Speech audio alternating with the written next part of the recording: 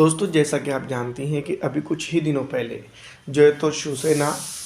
को लेकर काफ़ी माथापच्ची चली है। उमूमी तौर पर दोस्तों मैं आपको बता दूँ कि डेमोक्रेसी का जो रूल होता है, जहाँ पर मेजॉरिटी होती है वहाँ पर ही जो है तो सारी चीज़ें होती है। इसी दौरान मैं आपको बता दूँ कि जैसा कि आप जानती हैं कि महाराष्ट्र के अंदर राजनीतिक गलियारों के अंदर दोस्तों मैं आपको बता दूँ कि भूचाल आ गया है। जी हाँ दोस्तों, ये भूचाल क्यों आया है उसके ऊपर हम बात करेंगे, लेकिन उसमें आगे जाने से पहले मैं आपको बता दूँ कि जिस तरह से हम जानती हैं कि लोकसभा 2024 की तैयारियां पूरे हिंदुस्तान के अंदर चल रही है, उसी तर्ज पे महाराष्ट्र के अंदर भी लोकसभा चुनाव की तैयारी चल रही है। ये बात हम जो है तो पूरी तरह से मानते हैं।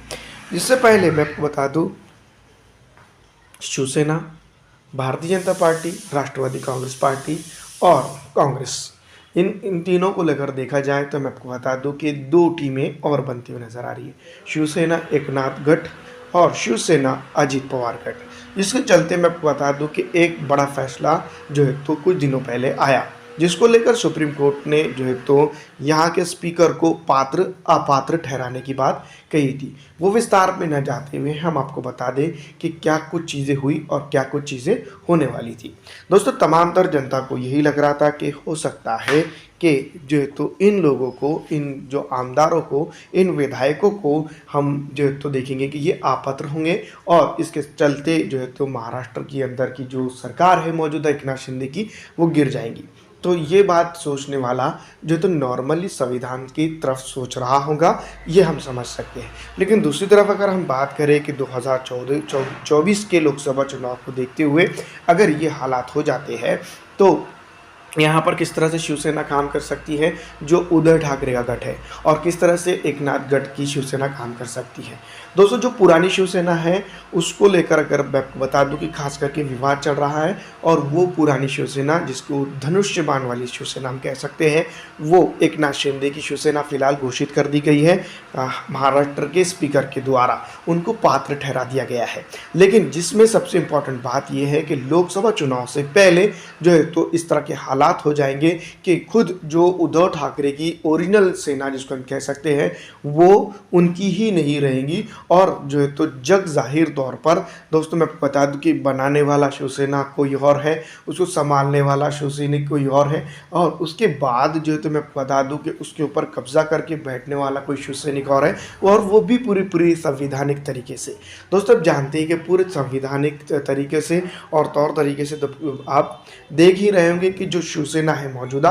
वो अब एकनाथ शिंदे की है। दूसरी तरफ अगर हम बात करें तो मैं आपको बता दूं कि जो खेल चल रहा है उसके पीछे जो असल वजह है दोस्तों, ये है कि जो है तो लोकसभा 24 के चुनाव आने वाले हैं, और इस दौरान अगर भारतीय जनता पार्टी यहाँ पर किसी भी तरह से अपना एक प्लेयर जिसको हम कह सकते हैं एकनाथ शिंदे को अपात्र होता हुआ देखती, या फिर दोस्तों उसके अभी तो फिलहाल जो है तो विधायकों की बात थी, कुछ दिनों के बाद चलते हुए जो है तो वो सांसदों के ऊपर भी बात आ सकती थी। तो पूरी की पूरी जो शिवसेना है वो कहीं ना कहीं ये चीज़ सोच रही होंगी, देख रही होंगी। उसके बाद जो तो स्पीकर की तरफ से जो बयान आता है, जो स्टेटमेंट आता है, जो जजमेंट आता है, वो कोई और नहीं बल्कि उनके फेवर में ही जाता है। तो ये चीज़ को देखते हुए तमाम तर वो दलों ने भी सोचना चाहिए जो आगे चल के जो है तो लोकसभा चुनाव में जा रहे हैं।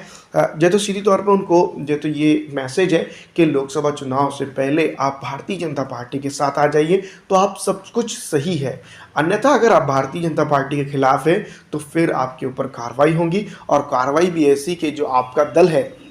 वो दल ही नहीं रहेगा। जैसा कि आप जानती हैं कि महाराष्ट्र के अंदर दो बड़ी पार्टियां हुआ करती थी, एक शिवसेना जो उद्धव ठाकरे चला रहे थे, जो भारतीय जनता पार्टी के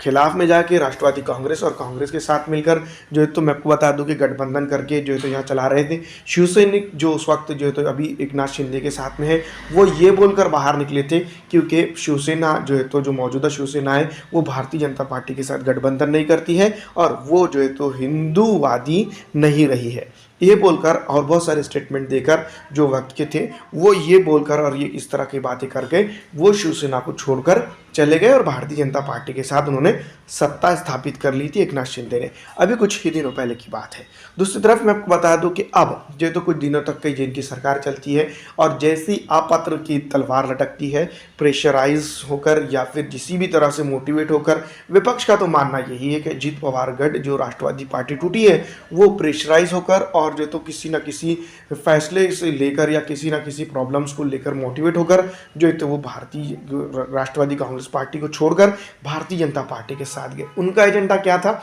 जो है तो एक वक्त में सेकुलर जहन वाली ये पॉलिटिकल पार्टी थी। शिवसेना की अगर बात करें जो एकनाथ शिंदे ने लेकर गए, उसकी अगर हम बात करें तो उसका एजेंडा कुछ और था, लेकिन इनका जो एजेंडा था सीधी तौर पर ये एजेंडा था कि वो जो है तो महाराष्ट्र के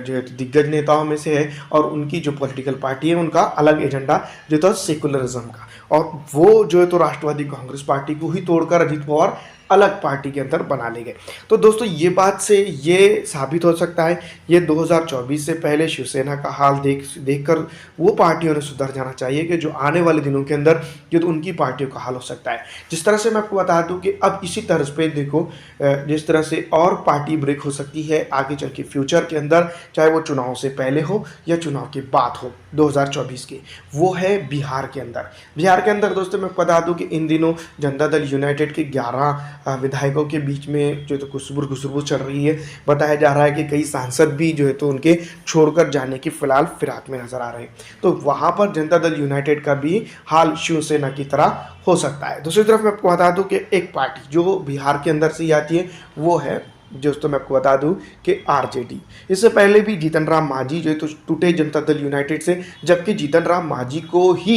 नीतीश कुमार ने जो तो एक बड़ापन करके एक बड़ा दिल करके जो है तो मैं आपको बता दूं कि राज्य का मुख्यमंत्री बनाया था, और उसके बाद ही मैं आपको बता दूं कि जीतन राम मांझी ने असल में अपना जो है तो पॉलिटिकल एजेंडा स्थापित कर दिया और वो अलग होकर जो है तो हम हिंदुस्तानी अवामी मोर्चा उन्होंने बना लिया। दूसरी तरफ मैं आपको बता दूं कि अब बताया ये भी जा रहा है कि चंद एक आरजेडी यानी कि राष्ट्रीय जनता दल के चंद एक विधायक भी या फिर सांसद भी होने वाले, या फिर जो है तो फिलहाल जो मौजूदा मैं आपको बता दूं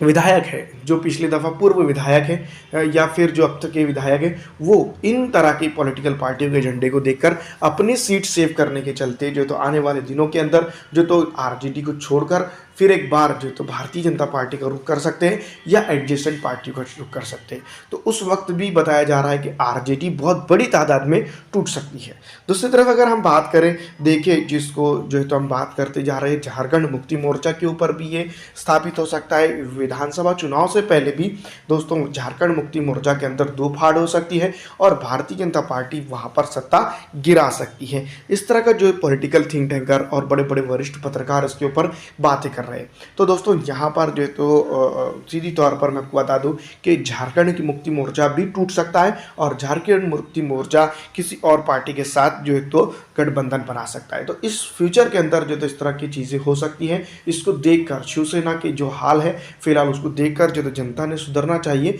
वरना पार्टियों ने सुधरना चाहिए, वरना बहुत बड़ा नुकसान उनको उठाना पड़ सकता है। आपको क्या लगता है? मैं कमेंट करके ज़रूर बताइएगा।